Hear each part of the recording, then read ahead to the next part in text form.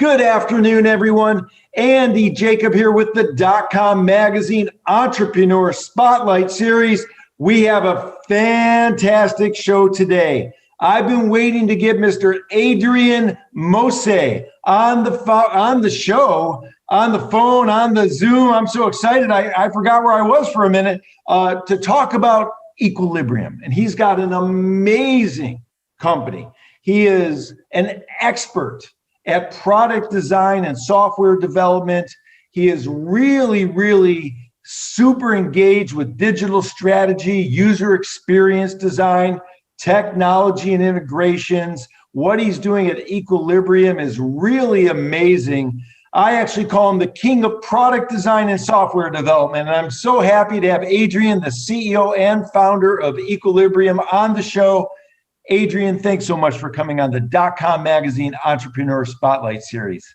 Hey, Andy, I'm delighted to be here to represent Aequilibrium and to share a bit about our story. Thank you for having me. You're welcome. And this is super exciting. I've been trying to get you on the show for a number of months, and thank you so much for cutting some time out.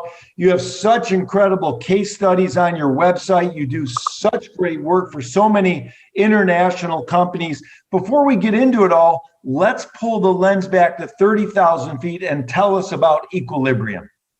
For sure. It'd be my pleasure. I started Aequilibrium 9 years ago, so we had the opportunity to celebrate our 9th anniversary just a few weeks ago.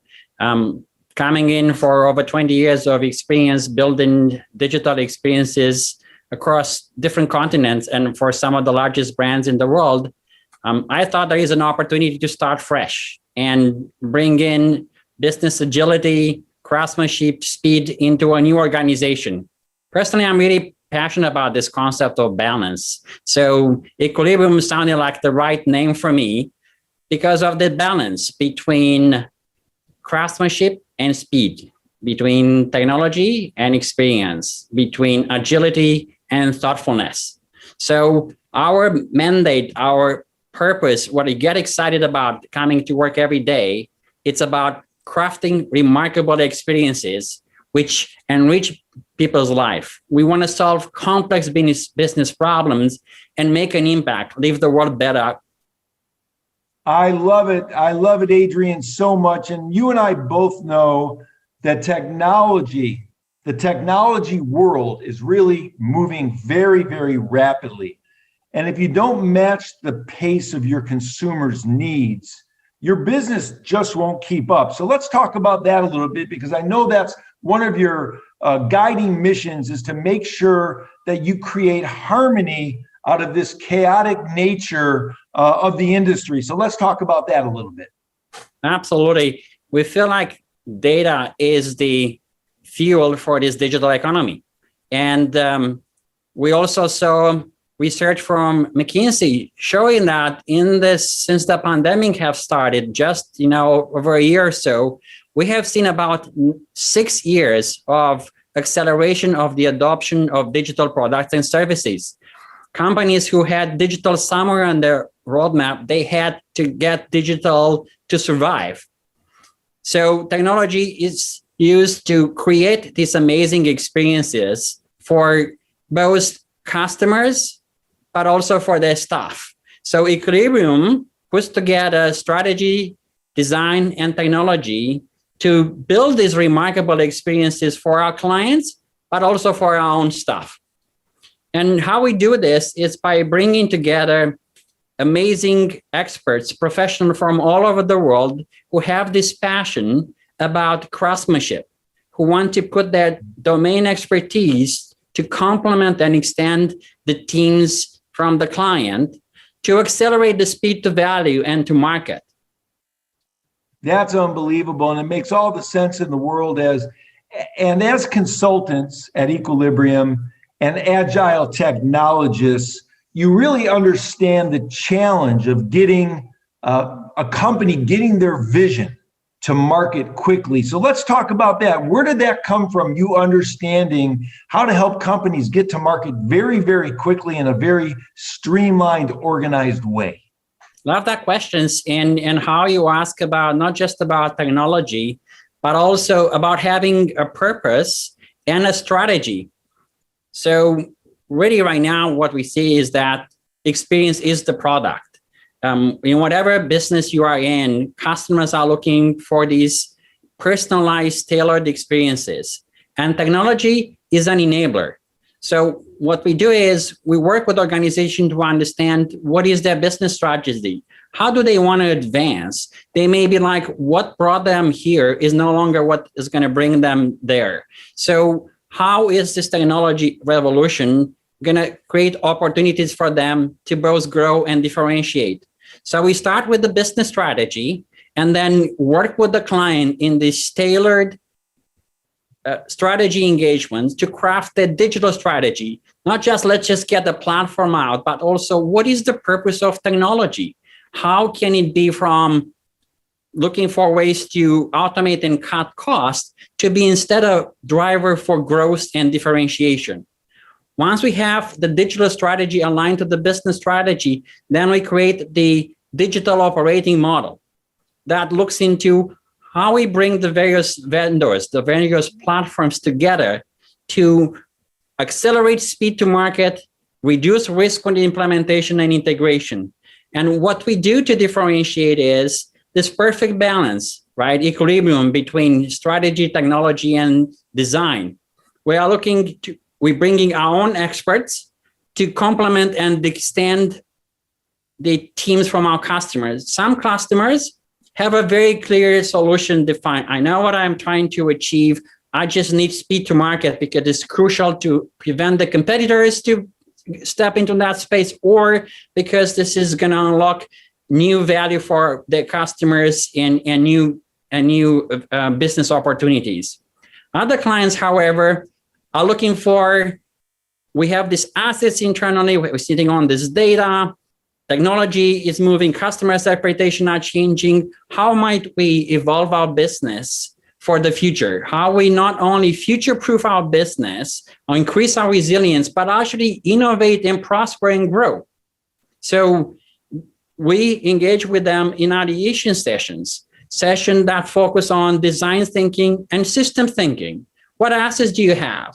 How do you use data today? How might we enhance the life of your customers? And sometimes we are these customers. So for example, we chose to work in financial services because we look at research which show that money is the number one stressor in people's life. So we thought, like, by partnering with this progressive organization and changing people's relationship with money, we will make such a difference in people's life. And think about it, during the pandemic, digital has become the main, if not the only channel to interact with your customers. We see a number of institutions, offices, branches have been actually closed. All this interaction have moved to digital. So we help customers to deal with this expanded flux of digital interaction. We saw some of them having 40% increased interaction just in a few months.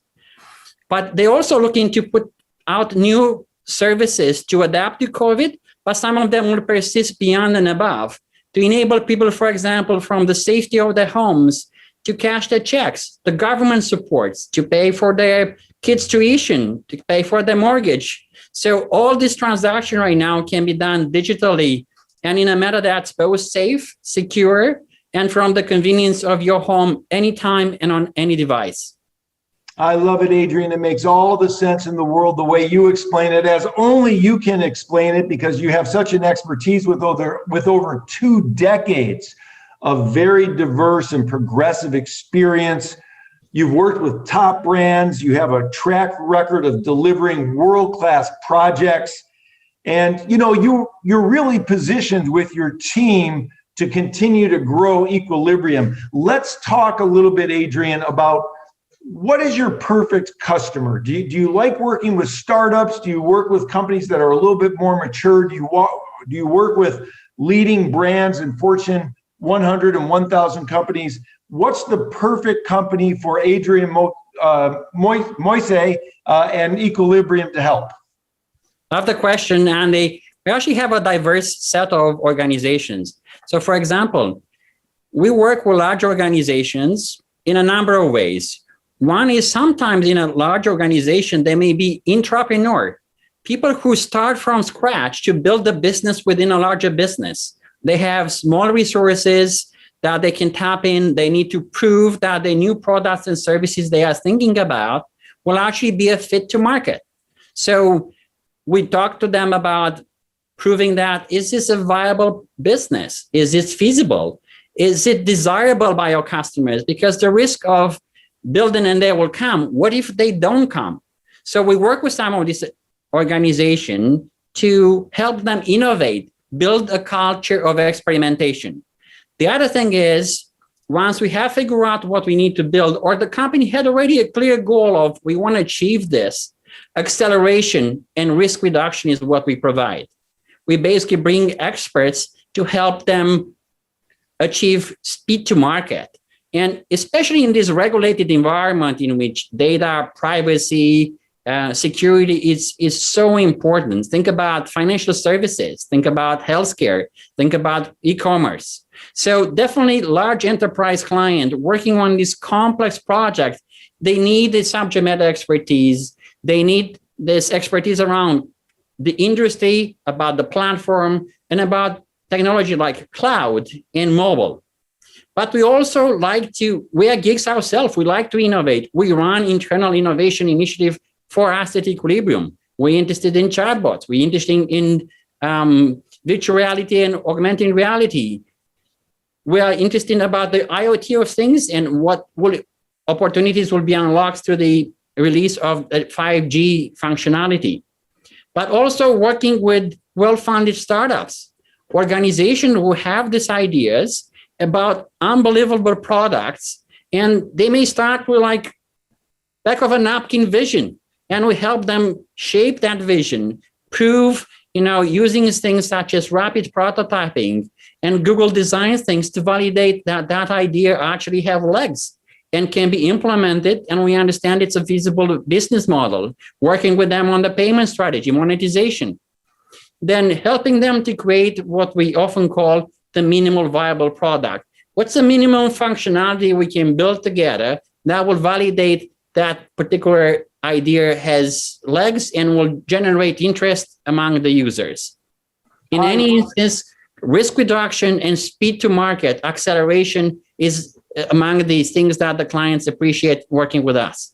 I love it so much, Adrian. You really have done a phenomenal job. You hold a PhD in computer science. You have a master's in computer engineering from the University of Bucharest.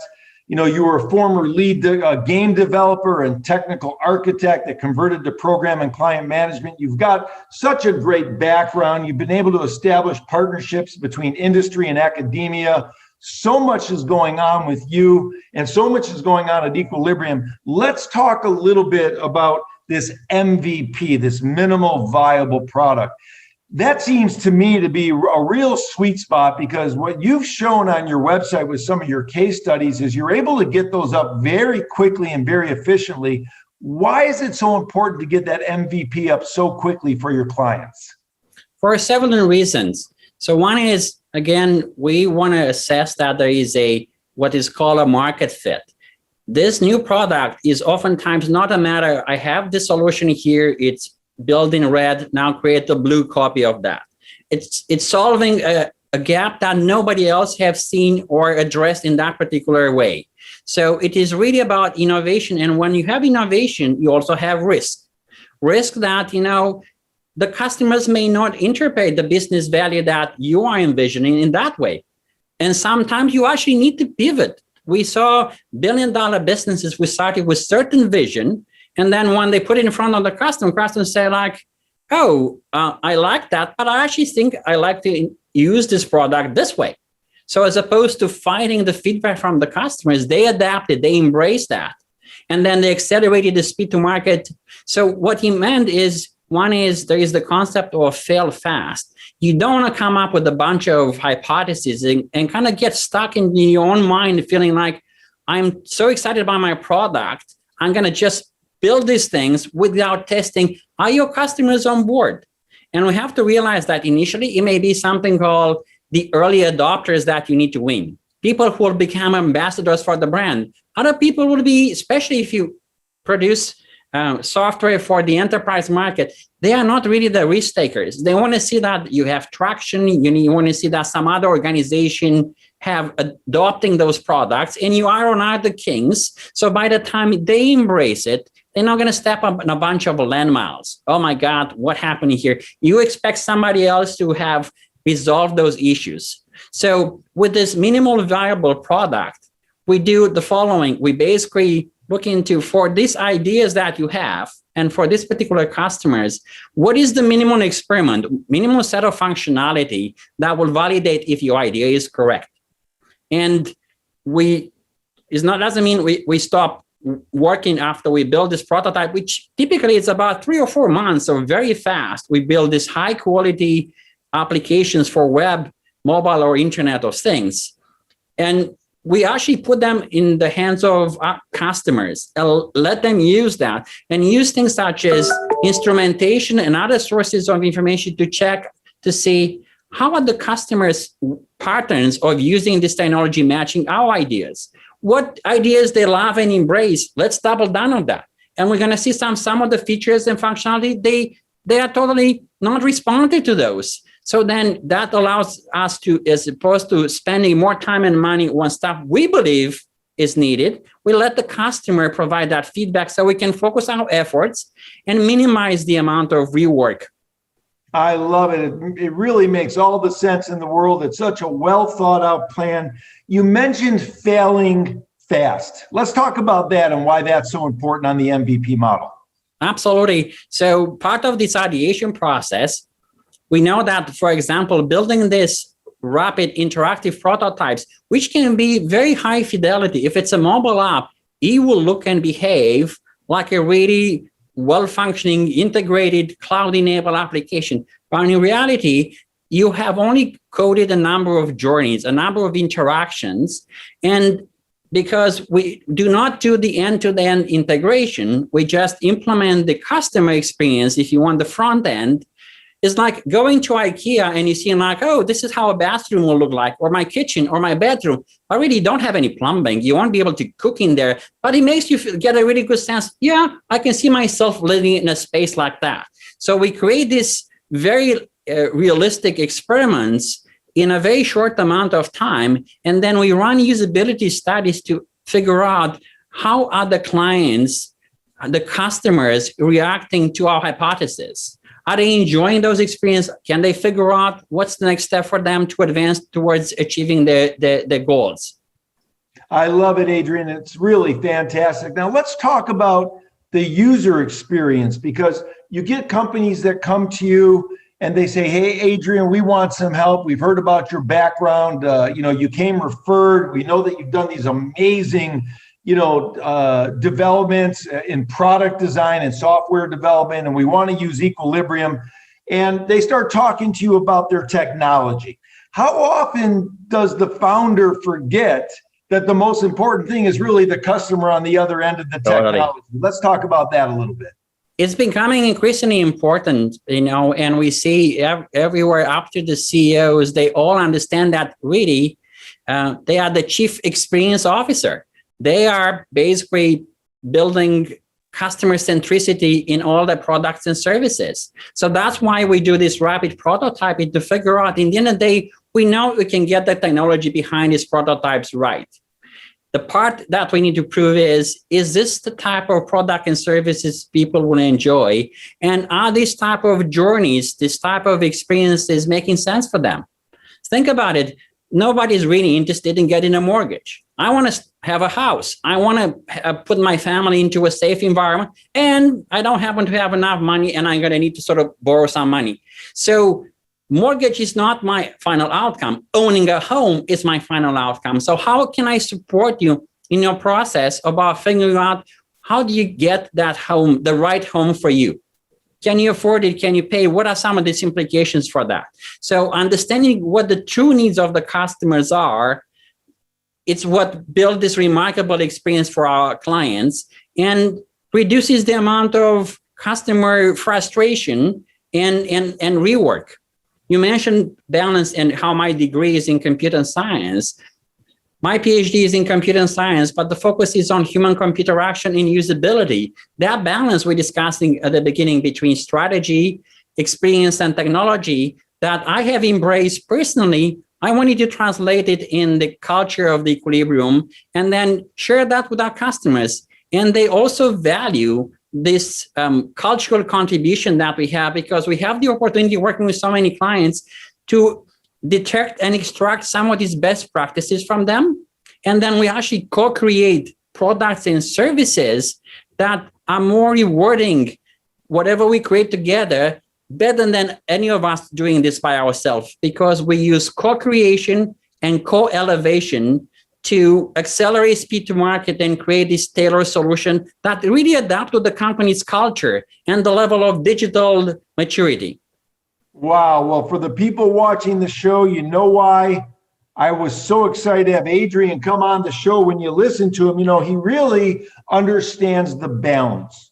He understands the journey, and he's really concerned about the experiences of the user. And when you combine those three things, you get a perfect symphony that really works beautifully for his clients. So congratulations on that, Adrian. Now, I know, Adrian, also that you do some mentoring at the SFU School of Interactive Arts and Technology. So I wanted to talk about entrepreneurship, and this leads me to my next question. For younger entrepreneurs watching the show, how important is for them to find a mentor?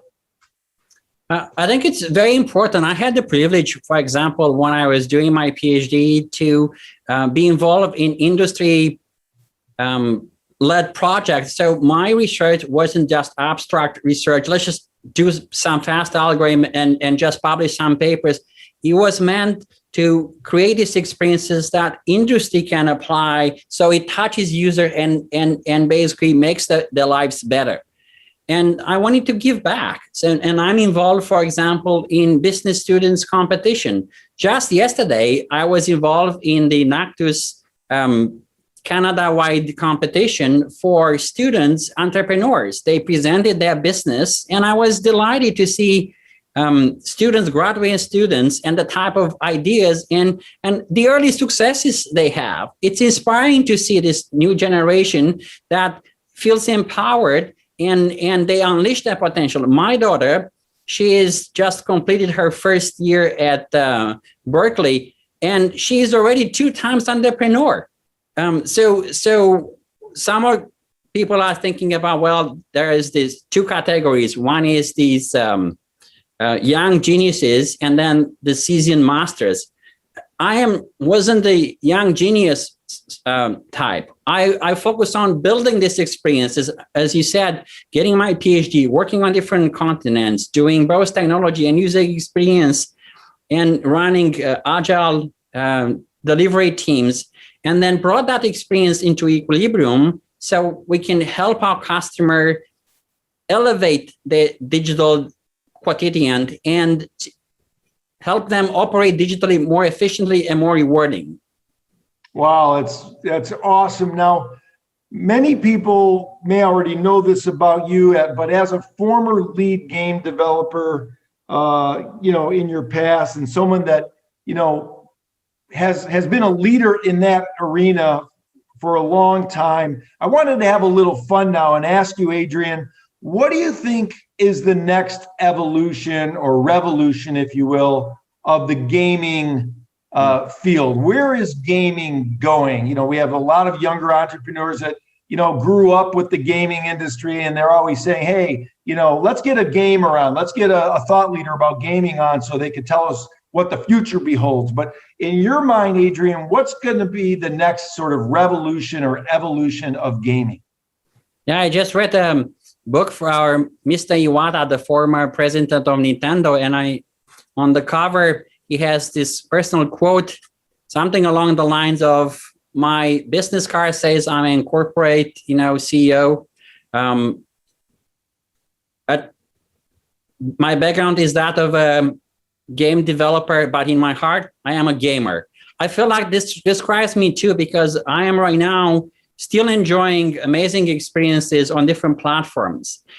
And what I love right now, for example, how technology has evolved to go from 2D to this immersive experience into virtual reality and augmented reality. And it's not just about recreation, but we feel like the technology have reached the maturity to use this type of experiences for business purposes too. Think about it. In the past, to run this agile software development team, the conditions were to be particularly successful, you need to have dedicated and collocated teams. Well, how many people are still working together and collocated today? Our staff has been working remotely for more than a year and a half. We used to have work from everywhere policies before COVID even happened. So we are looking for now not to digitize the old process. We used to do scrums like this. We used to do, sticky notes or sorting session like this. But if we were to start fresh, to reinvent how people with cross-functional team collaborate all over the world and on different time zones, how can we use technology to humanize this interaction and to create people to generate more efficiency, more satisfaction, faster speed to market? So as opposed to looking into the old way that was the analog way, the in-person way, and try to digitize it, if you are unbound, unconstrained, like our head of technology, Ben, was saying, if there are no boundaries, how would you start creating with that amazing experience in this integrated XR, virtual reality, and augmented reality environments? I think that is the future. I love it. And it really is incredible what you say, that if you had no boundaries, what would you do? It's almost like talking to a young man or woman and saying to them in their life, if you had no boundaries in your life, what would you do? And it's very powerful.